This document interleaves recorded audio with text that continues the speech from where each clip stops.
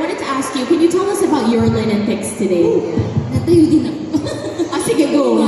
Okay, so, hi, I'm wearing the Linen Blend coverall jacket.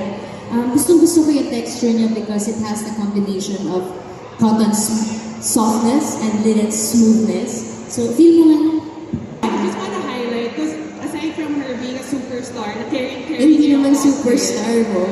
pero tingnan mo naman, even with baggy pants, di ba, very versatile ang ating linen. Yes. So, and on top of that, actually pag yung inside Sarah's outfit is actually my favorite, Suprema t-shirt.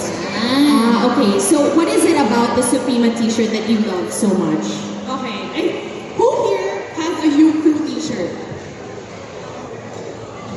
I think a lot of you have U Crew t-shirt and probably all colors of it, right? Now, I want to introduce Suprema because actually this is my real favorite.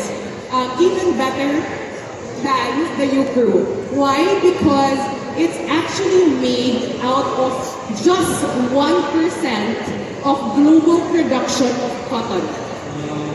Which means it is one, very rare, and then it's the highest quality of cotton that you can ever find. Wow.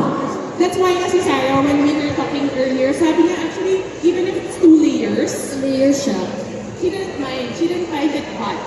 So, Suprema cotton is really the supreme cotton. So is it more, you would say, is it more of the Fresco material? Yes. So, aside Okay. from it being Fresco, it's actually smooth also. So, you actually think it's the gold standard of cotton. I can feel when you wear it. It's super soft, super light, and it's also very durable. Very So, durable. high quality.